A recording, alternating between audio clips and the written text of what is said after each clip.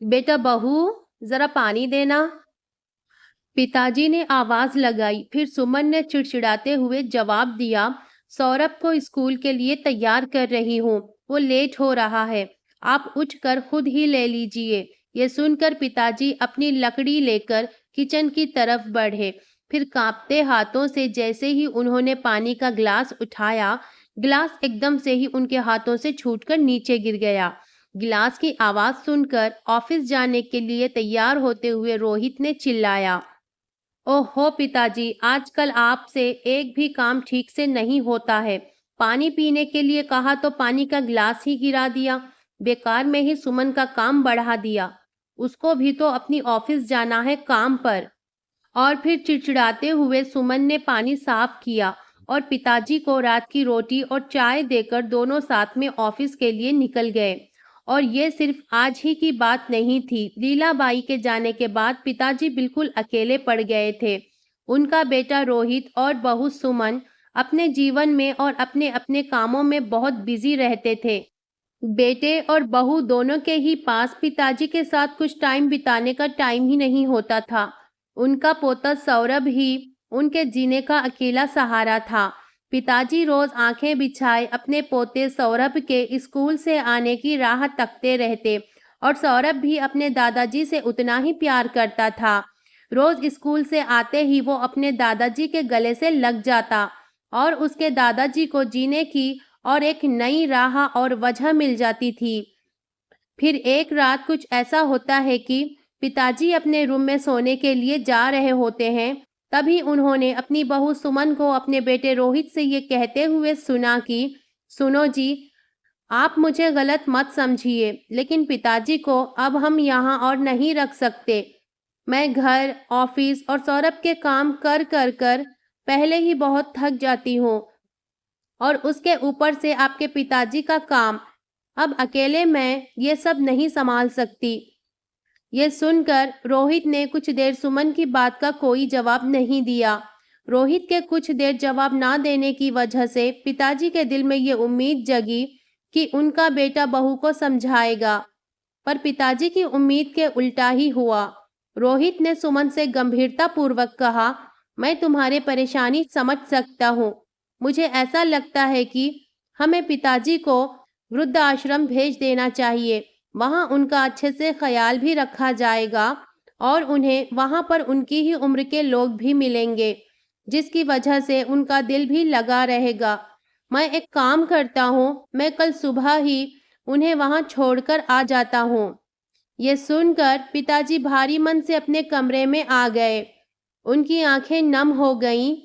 उन्हें वो पल याद आ रहे थे जब उन्होंने पहली बार अपने बेटे रोहित को उसका हाथ पकड़कर पढ़ने के लिए स्कूल छोड़ आए थे और उनका वही बेटा रोहित कल उनका वही हाथ पकड़कर उन्हें वृद्धाश्रम छोड़कर आने वाला था। तब पिताजी अपने बेटे के ब्राइट फ्यूचर के लिए, उसके अच्छे करियर के लिए बहुत ही प्यार से पढ़ने के लिए स्कूल छोड़ आते थे और आज उनका वही बेटा रोहित उनके उसी हाथ को पकड़कर उन्हें वृद्धाश्रम छोड़ने की बात कर रहा था। जिस बेटे को पिताजी ने अपनी गोद में खिलाया पिलाया, उसे हाथ पकड़कर चलना सिखाया, उसे इतना काबिल बनाया कि वो पढ़ लिख कर अच्छी नौकरी करे, आज वही बेटा अपने उसी पिताजी को बोझ समझकर घर से बाहर निकालने वाला था। पिताजी ने रोहित के मासूम बचपन को याद करते करते अपनी आंखें बंद कर लीं। फिर अगले दिन सुबह पिताजी ने अपने पोते सौरभ को बड़े ही प्यार से अपने गले से लगा लिया जब वो सुबह स्कूल जा रहा था। और फिर पिताजी की आंखें आंसुओं से भर गईं, ये सोचकर कि न जाने दोबारा उनकी मुलाकात उनके पोते सौरभ से कब होगी और होगी भी या नहीं। सौरभ ने अपने दादाजी को देखकर बड़ी ही मासूमियत से कहा, दादाजी, ये क्या, आपकी आंखों में आंसू? स्कूल ही तो जा रहा हूं मैं, दोपहर तक आ जाऊंगा और आने के बाद हम दोनों साथ में खूब बातें करेंगे, मस्ती करेंगे और साथ में खेलेंगे। पोते के ऐसा कहने पर दादाजी मुस्कुराए और टाटा किया।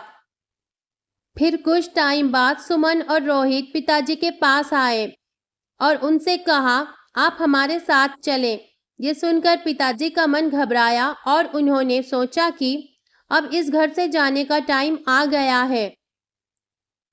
उनकी सोच के मुताबिक वो एक वृद्धाश्रम पहुंच गए, लेकिन वहां सामने ही बहू सुमन के पिताजी को देखकर चौंक गए।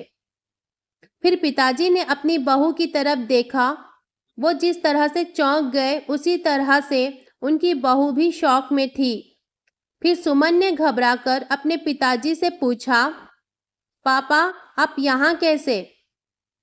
और इससे पहले कि उसके पिताजी उसे कुछ जवाब दे पाते, रोहित ने सुमन से कहा, जैसे तुम्हें पिताजी से परेशानी होती है, बिल्कुल वैसे ही तुम्हारी भाभी को भी तो परेशानी होती होगी ना, और इसलिए मैंने सोचा कि पिताजी के साथ साथ तुम्हारे पिताजी को भी वृद्धाश्रम छोड़ आते हैं।